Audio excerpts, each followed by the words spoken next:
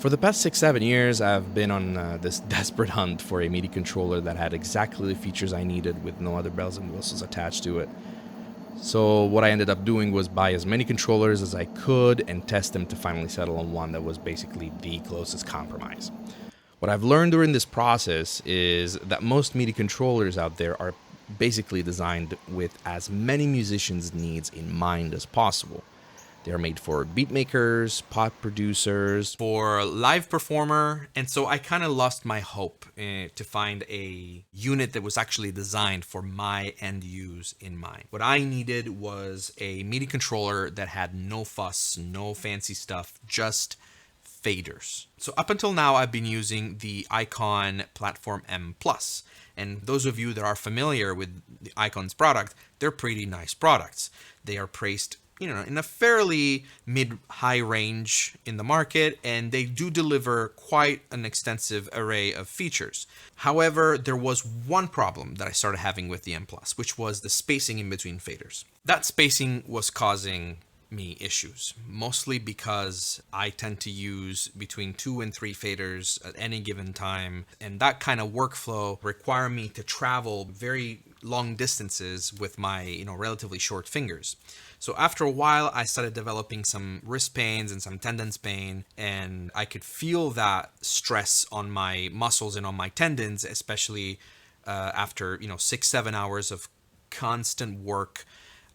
When I would go to bed and my hand and my fingers were basically on fire, my forearms was stiff and tight, and it was overall very, very uncomfortable. At that point, I knew that I needed a change. I needed something different on my left hand of the desk because this was not working out for me. Now, this is not a jab at Icon at all. The Icon products are incredibly well made. They're very, very good. They're priced in a mid-high range, and they really show it. There are great products that I recommend highly. However, for my case specifically, it was just not helping me get the job done faster or better. It was slowing me down and hurting me in the process. I started searching for solutions, and I landed on the JL Cooper Fader Master Pro, which is $800. So at this point, I am fully ready to go ahead and spend that kind of money on the product I needed.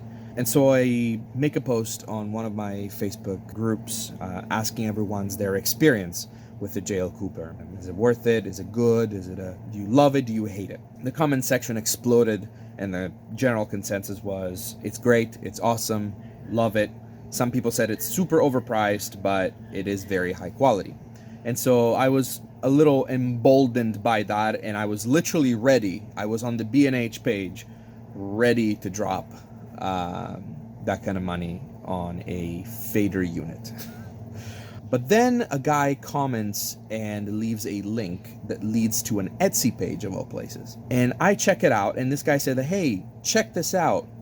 This is really cool. It's definitely a lot cheaper. It's 3D printed, but go ahead and check it out. And so I go and check it out, and instantly I am hooked on the looks. It's literally just faders. And so here it is. This is the Sparrow.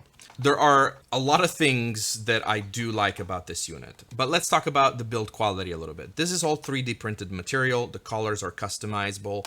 I ordered mine in gray over green, and this is not really a gray. This is more like a light bluish gray. But let's talk about the faders. They are 100 millimeters throw faders. There's 8 of them, of course, and they are very smooth. In terms of connection, there's only one micro USB connections on the back. In terms of what I love about this unit, there's several things that I really, really enjoy about it. Number one is the fact that it's just faders. Remember at the beginning of the video, I was talking about how frustrating it was for me to find something that just had faders, that just did what I needed it to do. And this does exactly it. This is it. That's the first thing, is the fact that it just doesn't have anything else but faders. The second thing is spacing. Remember, I was talking about the Icon Pro and how the spacing was a little too wide for my hand and it was causing issue. Now, in the case of the Sparrow, the spacing between 2 faders, it's basically half what it was on the Icon Pro. So in the same spacing that the Icon Pro had 2 faders, the Sparrow has a third one. And that makes it a lot easier for me to control multiple faders at the time the way I want to do sometimes. The third thing I really like is that it's really small. Now, this is a Roku control, just for comparison. It's incredibly compact. And so because of that, it introduces a very interesting factor. This could be also a mobile rig controller. I could take it with me, pop it in my backpack, and use it with my laptop or whatever. This is very viable for something like that. It's light, it's small, and you don't compromise on amounts of faders or functionality. In this case, you don't. This is very small, very compact. The other thing I really love about this, it's the price. It's $150 plus shipping. That's it. It's also customizable. When I ordered this unit, I specified exactly the layout that I wanted, in which direction I wanted it, and on which MIDI channel I wanted it to transmit those signals. By default, he has a layout. If you don't specify it, he will ship it to you with that layout, and then you have to figure out how to remap everything. But in my case scenario, I messaged him, this is what I want, and I want it from left to right on channel 1. And so when this arrived, it was exactly that. No problem whatsoever. In case you want to change the layout, for now, you have to text him on the Etsy page, and he will release a firmware update that he will send you as a file. It's a 2-step easy process, and the unit is remapped for your needs. Super easy. They are, however, working on enhancing that experience. And this leads me to the last thing I really love about this unit, which is that they're developing a software app that you can install on your computer and fully customize your faders and your controls on your computer. There's a lot to look forward to with the Sparrow, and I'm really, really excited about this. This is an Etsy product, and it's a very unconventional, and it's 3D printed. Its build quality is definitely not up to par with the mass majority of the mainstream stuff that you find on any reputable stores. But there is something about it, and maybe just the prospect of it and what it really introduces and challenges, that really intrigues me, and I really wanted to support this, buy it, and test that out for myself.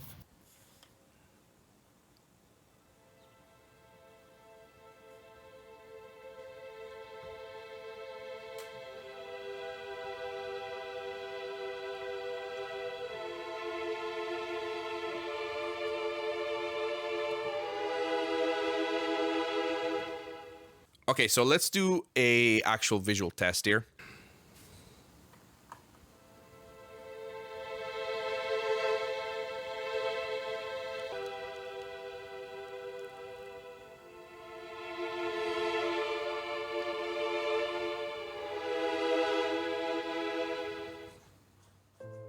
You know, when I first saw this unit, my first thought was, this is gonna be one of those like DIY things that are not really hitting the spot, and maybe they're really crappy and their build quality, it's what it is. But then another thought entered my mind at the same time, which is, wait a minute, this is exactly what the market needs.